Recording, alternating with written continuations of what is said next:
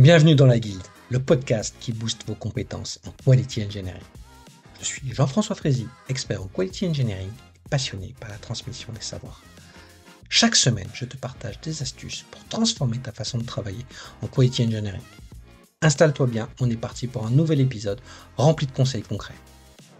N'oublie pas de t'inscrire à ma newsletter pour recevoir du contenu exclusif et ne rien rater. Chaque semaine, je te livre des méthodes actionnables, des outils efficaces et des stratégies sur les meilleures pratiques du moment, avec des formats courts, pratiques et accessibles à tous. Alors abonne-toi maintenant pour ne rien rater. Salut à toi, cher passionné de la qualité logicielle et du Quality Engineering. Bienvenue dans cet épisode un peu spécial, plus personnel.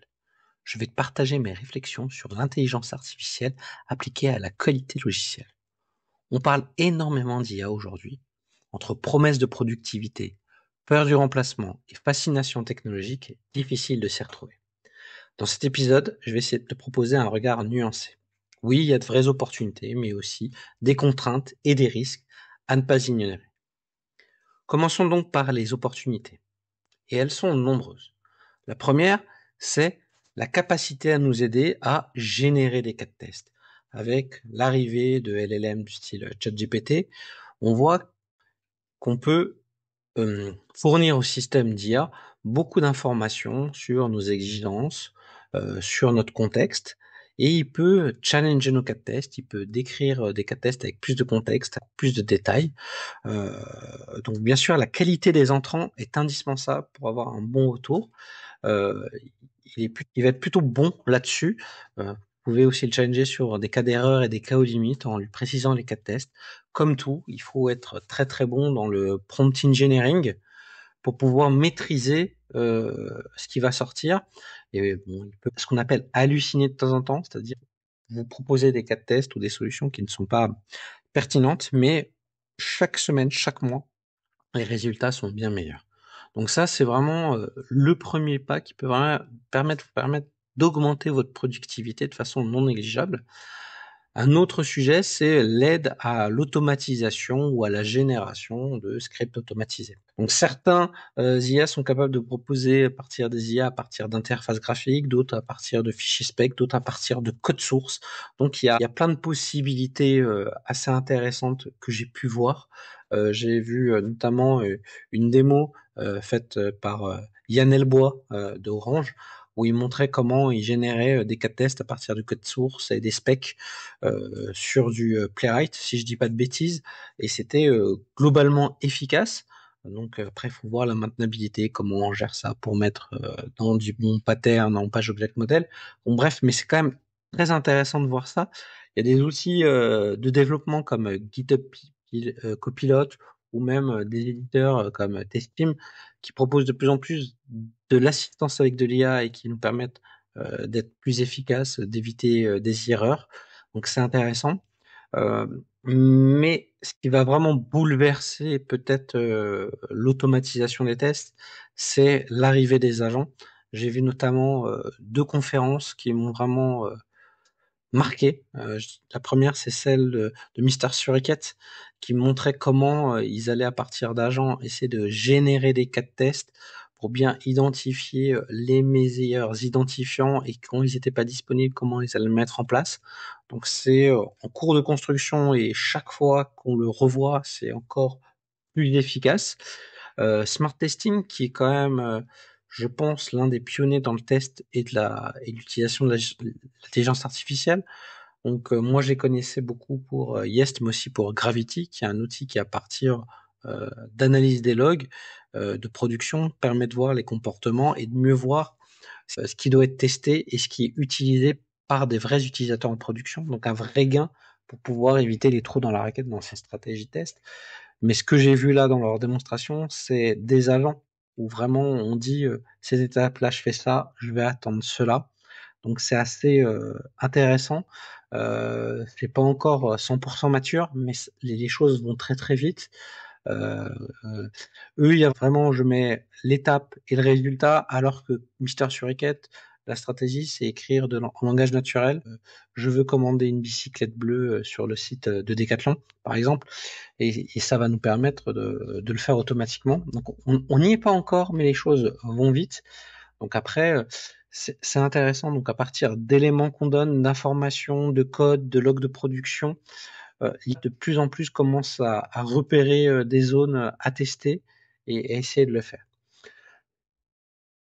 À voir comment ça évolue, comment c'est maintenable, quels sont les impacts aussi en termes de green. Et voilà, faut pas négliger que tout ça, ça consomme beaucoup de choses.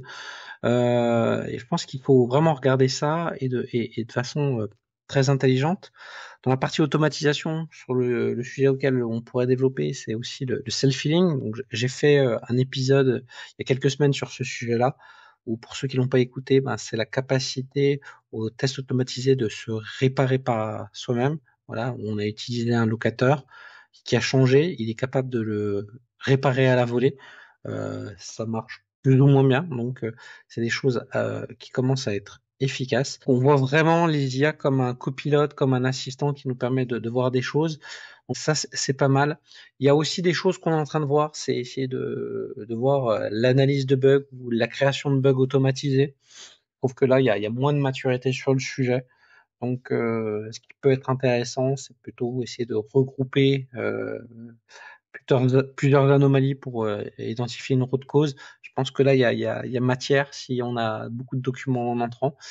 Après, à voir comment on va gérer tout ça dans des systèmes d'information très hétérogènes, très complexes, où en fait, un parcours utilisateur, il passe par 10, 15, 20 applications.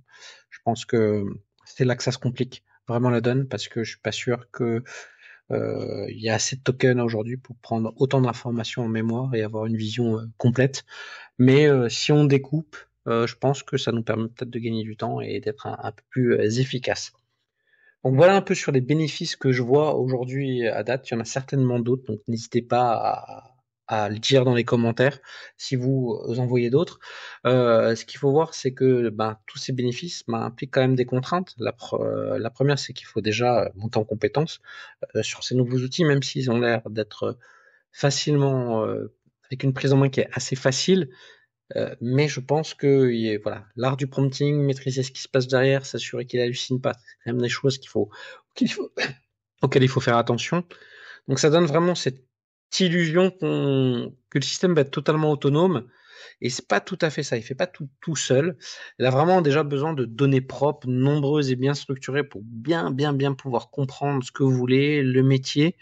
Et c'est vraiment un risque. Donc si vous le mettez en place, il faut faire attention qu'il a pris la bonne information, que ce qu'il vous a donné est vraiment utile du point de vue technique, du point de vue business, et c'est vraiment indispensable. L'autre chose à prévoir, c'est le coût d'implémentation. Aujourd'hui, notamment si vous utilisez des agents, les coûts sont relativement faibles, donc il faut faire attention à ça.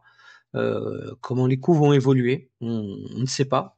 Est-ce que ça va continuer à avoir ces prix-là à baisser ou augmenter? Je ne sais pas.